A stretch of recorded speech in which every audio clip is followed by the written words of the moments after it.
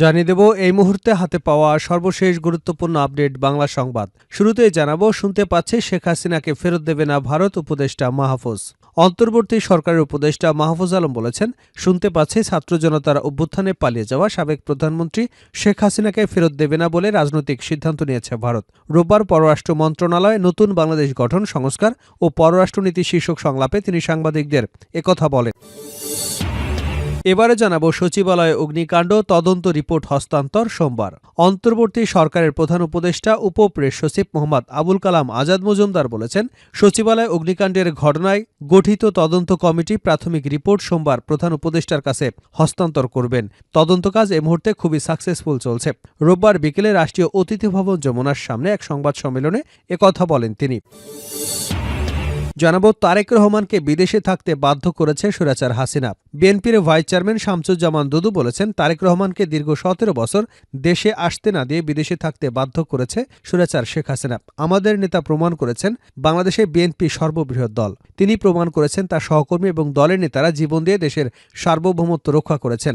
দেশের গণতন্ত্র রক্ষায় আন্দোলন চালিয়ে যাচ্ছেন তারা। এদিকে জাতীয় এবং স্থানীয় নির্বাচন একই দিনে করবার চিন্তা স্থানীয় সরকার সংস্কার কমিশনের। স্থানীয় সংস্কার কমিশনের চেয়ারম্যান তোফায়েল আহমেদ বলেছেন, বর্তমান নির্বাচনটা আমাদের দেশে বেশ ব্যয়বহুল হয়ে গেছে। গত সরকারের সময় ২০২১ থেকে ২০২৪ সালে যতগুলো নির্বাচন হয়েছে, ইউপি, পৌরসভা, সিটি কর্পোরেশন, উপজেলা ও জেলা পরিষদ, তাতে ব্যয় হয়েছে ২৩,০০০ কোটি টাকা, আর সময় লেগেছে ২২৫ দিন। এটা খুবই ব্যয়বহুল। এবারে থাকছে, মেধাবীরাই দেশকে এগিয়ে নেবে আমির খুসরো। সুস্থ ও সবল এবং মেধাবীরাই এদেশকে এগিয়ে নেবে বলে প্রত্যাশা ব্যক্ত করেছেন বিএনপির স্থায়ী কমিটির সদস্য আমির খুসরো মাহমুদ চৌধুরী। তিনি মনে করেন, ইনভেস্টমেন্ট ছাড়া দক্ষ মানব সম্পদ তৈরি হয় না, তাই শিক্ষা এবং স্বাস্থ্য খাতে বিনিয়োগ করা দরকার। এবং সর্বশেষ জানাবো আন্তর্জাতিক সংবাদ, গাজার হাসপাতালগুলোয় ইসরায়েলের হিংস্র থাবা। ফিলিস্তিনের অবরুদ্ধ গাজা উপত্যকার হাসপাতালগুলোতে নতুন করে হামলা চালানো শুরু করেছে দখলদার ইসরায়েল। রোববার মধ্য অঞ্চলের ব্যাপটিস্ট হাসপাতাল এবং আল ওয়াফা হাসপাতালে গোলা ও মিসাইল ছোড়ে তারা। আল জাজিরা জানিয়েছে, আল ওয়াফায় ইসরায়েলি হামলায় অন্তত ৭ জন নিহত হয়েছেন। এতক্ষণ শিরোনাম শুনছিলেন, এবার বিস্তারিত। প্রিয় দর্শক, আপনি যদি এই চ্যানেলে নতুন হয়ে থাকেন, ভিডিওটি দেখতে দেখতে চ্যানেলটি সাবস্ক্রাইব করে আমাদের সঙ্গে থাকুন। আর এই ভিডিও সম্পর্কে আপনি আপনার মূল্যবান মতামতটি কমেন্ট বক্সে জানিয়ে দিন। আর হ্যাঁ প্রিয় দর্শক, জানিয়ে দিন ভিডিওটি কোথা থেকে দেখছেন। শুনতে পাচ্ছি, শেখ হাসিনাকে ফেরত দেবে না ভারত, উপদেষ্টা মাহফুজ। অন্তর্বর্তী সরকারের উপদেষ্টা মাহফুজ আলম বলেছেন, শুনতে পাচ্ছি ছাত্র জনতার অভ্যুত্থানে পালিয়ে যাওয়া সাবেক প্রধানমন্ত্রী শেখ হাসিনাকে ফেরত দেবে না বলে রাজনৈতিক সিদ্ধান্ত নিয়েছে ভারত। রোববার পররাষ্ট্র মন্ত্রণালয় নতুন বাংলাদেশ গঠন, সংস্কার এবং পররাষ্ট্রনীতি শীর্ষক সংলাপে তিনি সাংবাদিকদের একথা বলেন। উপদেষ্টা মাহফুজ বলেন, আমরা শুনতে পাচ্ছি ভারত একটি রাজনৈতিক সিদ্ধান্ত নিয়েছে। সাবেক প্রধানমন্ত্রী শেখ হাসিনাকে তারা ফেরত দেবে না। কিন্তু রাষ্ট্রের জায়গা থেকে আমাদের যেটি দরকার সেটি হচ্ছে বাস্তবধর্মী পদক্ষেপ। কোনো ধরনের হঠকারিতা আমরা করতে পারি না। আমাদের রাষ্ট্রের সার্বভৌমত্ব, আমাদের জাতীয় নিরাপত্তা, আমাদের অখণ্ডতা, এই জিনিসগুলো আমাদের জন্য সবচেয়ে গুরুত্বপূর্ণ। আমরা কিভাবে শক্তি বৃদ্ধি করতে পারি সেদিকে মনোযোগ দিতে চাই। তিনি বলেন, কোন রাষ্ট্র কি করলো সেটির থেকে বেশি গুরুত্বপূর্ণ হচ্ছে আমাদের ক্ষমতা বাড়ানো এবং সেখান থেকে দর কষাকষির ক্ষমতা বাড়ানো। বাংলাদেশ যদি ক্ষমতা বাড়াতে পারে তবে দর কষাকষির ক্ষমতা বাড়বে আন্তর্জাতিক অঙ্গনে, আর এটা আমাদের জনগণকে উপকৃত করবে। পররাষ্ট্রনীতি প্রণয়নের সময় সব দলের রাজনৈতিক ঐক্যমতের প্রয়োজন বলে জানিয়েছেন উপদেষ্টা মাহফুজ। আমাদের একটি বৃহৎ সংলাপ দরকার সব ধরনের রাজনৈতিক দলগুলোর মধ্যে। আমাদের দরকার হচ্ছে সবাইকে নিয়ে বাংলাদেশ একটি জাতীয় ঐক্যমতের এগিয়ে যাওয়া। পররাষ্ট্রনীতির বিষয় ঐক্যমত জাতীয় ঐক্যের জায়গা থেকে হয় এবং সরকার অদলবদলের ভিত্তিতে কোনো রদবদল হয় না, বরং বাস্তবতার ভিত্তিতে পররাষ্ট্র মন্ত্রণালয় যেন বাংলাদেশের বিশ্বমঞ্চে উপস্থাপন করে এবং আমরা যেন বাংলাদেশের একটি মর্যাদাবান একটি জায়গায় পুরো দুনিয়ার কাছে উপস্থাপন করতে পারে। আওয়ামী লীগের আমল নিয়ে তিনি বলেন, গত সরকার হঠকারিতায় এত বেশি করেছে যে একটি নতজানু পররাষ্ট্রনীতি হয়েছিল। পররাষ্ট্র মন্ত্রণালয়ের আগে যে জায়গায় ছিল এটা দলীয়করণ হয়ে গিয়েছিল এবং বিভিন্ন দলের উপস্থাপন ফুটে উঠেছিল। আমরা চাই পররাষ্ট্র মন্ত্রণালয় বাংলাদেশকে উপস্থাপন করবে, কোনো দলের হয়ে নয়, বরং বাংলাদেশকেই উপস্থাপন করুক। এটাই হচ্ছে আমাদের জন্য এখন বড় বিষয়। মাহফুজ আরও বলেন, সবার সঙ্গে বন্ধুত্ব, কারো সঙ্গে বৈরিতা নয়, এটি আমাদের মটো আকারে ছিল। এটি খুব বেশি পরিবর্তন হয়নি। আমরা চাই সবার সঙ্গে বাস্তবধর্মী সম্পর্ক, সব দেশের সঙ্গে। এখানে রোমাঞ্চ বা হঠকারিতার জায়গা নেই। আলোচনার বিষয়ে মাহফুজ আলম বলেন, আমাদের পররাষ্ট্রনীতি কেমন হওয়া উচিত, মধ্যপ্রাচ্য থেকে শুরু করে ভারত, চীন, মিয়ানমার বিভিন্ন রাষ্ট্রের সঙ্গে আমাদের যোগাযোগ কেমন হওয়া উচিত, এটি নিয়ে আমরা আলোচনা করছি। এ পর্যায়ে এসে আমরা রাষ্ট্রের কিছু সংস্কারের প্রস্তাবনা এবং পদক্ষেপ নিয়েছি। এগুলো আসলে কিভাবে টেকসই করা যায়, এই সময় সংস্কারগুলোকে কিভাবে দৃশ্যমান করা যায়, সেক্ষেত্রে আমাদের মতামত হিসেবে বলেছি আমাদের একটা বিস্তৃত পরামর্শ দরকার, রাজনৈতিক দলসহ সব সংশ্লিষ্টদের নিয়ে। তিনি বলেন, আমাদের বিভিন্ন পদক্ষেপ নিয়ে আলোচনা করেছি। জনকূটনীতি, সফট পাওয়ার কিভাবে সামঞ্জস্য করা যায়, বাহিরের দেশগুলোতে কিভাবে আমরা বাংলাদেশকে তুলে ধরতে পারি, এসব বিষয়ে আলোচনা হয়েছে। সচিবালয় অগ্নিকাণ্ড তদন্ত রিপোর্ট হস্তান্তর সোমবার। অন্তর্বর্তী সরকারের প্রধান উপদেষ্টা উপপ্রেস সচিব মোহাম্মদ আবুল কালাম আজাদ মজুমদার বলেছেন, সচিবালয় অগ্নিকাণ্ডের ঘটনায় গঠিত তদন্ত কমিটি প্রাথমিক রিপোর্ট সোমবার প্রধান উপদেষ্টার কাছে হস্তান্তর করবেন। তদন্ত কাজ এই মুহূর্তে খুবই সাকসেসফুল চলছে। রোববার বিকেলে রাষ্ট্রীয় অতিথি ভবন যমুনার সামনে এক সংবাদ সম্মেলনে তিনি একথা জানান। তিনি আরও বলেন, তদন্তের স্বার্থে যাবতীয় আলামত কমিটি গ্রহণ করছে।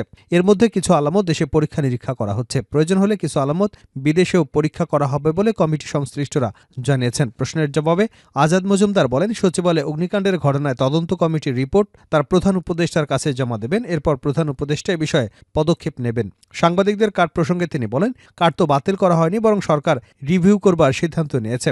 বিভিন্ন সময় তথ্য মন্ত্রণালয় থেকে প্রায় ৭,৮৬৬টি এক্রিডিটেশন কার্ড ইস্যু করা হয়েছে, যার মধ্যে ৪,৯০০ এর কার্ড বিগত সরকার বিভিন্ন কারণে বাতিলও করেছে। বর্তমান ২৯০০ মতো কার্ড বিদ্যমান আছে। তবে এরা কারা, এটা সরকার এখনো পুরোপুরি নিশ্চিত নয়। ধারণা করা হচ্ছে প্রকৃত সাংবাদিকদের বাইরে আরও অনেক সাংবাদিক আছে যারা কার্ড ব্যবহার করে সচিবালয়ে লবিং তদবির করেন এবং রাজনৈতিক প্রভাব খাটান। সেজন্য সরকার রিভিউ করবার সিদ্ধান্ত নিয়েছে, যাতে প্রকৃত সাংবাদিকরা কার্ড ব্যবহার করতে পারে এবং সচিবালয় নিরাপত্তার হুমকিতে না পড়ে। সাংবাদিক নামধারী বিষয়ে সিদ্ধান্ত নিতে হবে। এছাড়া তিনি বলেন, নতুনভাবে সাংবাদিকদের অ্যাক্রিডিটেশন কার্ড বাতিল করা হয়নি। যেহেতু সচিবালয় এখন ক্রাইসিস সিন, তাই প্রোটেক্ট করা সর্বোচ্চ গুরুত্ব দিয়ে সরকার তদন্ত চালাচ্ছে। সচিবালয় হচ্ছে সবচেয়ে সুরক্ষিত এলাকা। সবার সহযোগিতার অংশ হিসেবে তাৎক্ষণিক এই সিদ্ধান্ত নেওয়া হয়েছে। বেশি মানুষ সেখানে প্রবেশ করলে অগ্নিকাণ্ডের আলামতগুলো নষ্ট হতে পারে, সেজন্য মানুষের যাতায়াত সীমিত করা হয়েছে। সেই হিসেবে সাংবাদিকদের প্রবেশাধিকার সীমিত করা হয়েছে। তারেক রহমানকে বিদেশে থাকতে বাধ্য করেছে স্বৈরাচার হাসিনা। বিএনপির ভাইস চেয়ারম্যান শামসুজ্জামান দুদু বলেছেন, তারেক রহমানকে দীর্ঘ ১৭ বছর দেশে আসতে না দিয়ে বিদেশে থাকতে বাধ্য করেছে স্বৈরাচার শেখ হাসিনা। আমাদের নেতা প্রমাণ করেছেন বাংলাদেশে বিএনপি সর্ববৃহৎ দল। তিনি প্রমাণ করেছেন তার সহকর্মী এবং তার দলের নেতারা জীবন দিয়ে দেশের সার্বভৌমত্ব রক্ষা করেছেন। দেশের গণতন্ত্র রক্ষায় আন্দোলন চালিয়ে যাচ্ছেন তারা।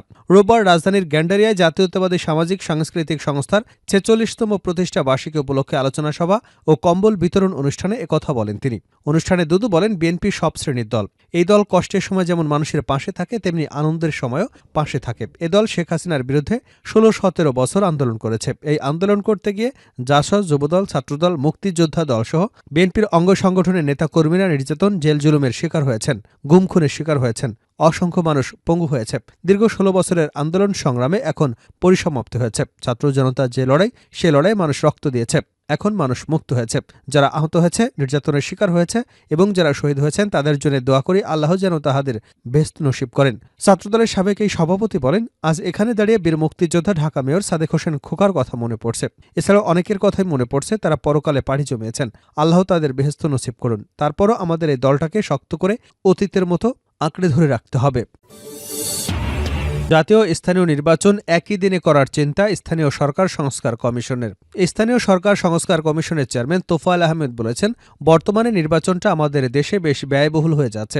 গত সরকারের সময় ২০২১ থেকে ২০২৪ সালে যতগুলো নির্বাচন হয়েছে, ইউপি, পৌরসভা, সিটি কর্পোরেশন, উপজেলা ও জেলা পরিষদ, তাতে ব্যয় হয়েছে ২৩,০০০ কোটি টাকা। আর সময় লেগেছে ২২৫ দিন। লোক নিয়োগ দিতে হয়েছে ১৯ লাখ। এটা খুবই ব্যয়বহুল এবং সময় সাপেক্ষ। একটা নির্বাচন দেশে অনেক স্থিতিশীল পরিস্থিতির সৃষ্টি করে। আমরা যদি আইন পরিবর্তন করে জাতীয় এবং স্থানীয় নির্বাচন একই দিনে করতে পারি, তাতে খরচ লাগবে ৫০০ থেকে ৬০০ কোটি টাকা, আর সময় লাগবে মাত্র ৪০ দিন। আমরা বিষয়টি নিয়ে চিন্তা করছি। রোববার দুপুরে চট্টগ্রামে হোটেল পেনিনসুলা স্থানীয় সরকার সংস্কার কমিশন, স্থানীয় সরকার বিভাগ এবং জেলা প্রশাসনের যৌথ উদ্যোগে এবং ইউএনডিপির সহযোগিতায় স্থানীয় সরকার সংস্কার বিষয়ক মতবিনিময় সভা শেষে সাংবাদিকদের এসব কথা বলেন তিনি। এতে স্থানীয় জনপ্রতিনিধি, প্রশাসনের বিভিন্ন পর্যায়ের কর্মকর্তা, শিক্ষক সুধীজনের বিভিন্ন ধরনের প্রস্তাব তুলে ধরেন। একজন সাবেক উপজেলা ভাইস চেয়ারম্যান ইউনিয়ন পর্যায়ের নির্বাচনে ন্যূনতম শিক্ষাগত যোগ্যতা মাধ্যমিক বেঁধে দেওয়ার প্রস্তাব করেন। অপর আরেকজন জনপ্রতিনিধি উপজেলা পরিষদে এমপিদের অযাচিত হস্তক্ষেপ বন্ধ করবার দাবি করেন। এ সময় মহিলা ভাইস চেয়ারম্যান পরিষদে কাজ করবার ক্ষমতা এবং গাড়ির সুবিধা প্রদানের দাবি জানানো হয়।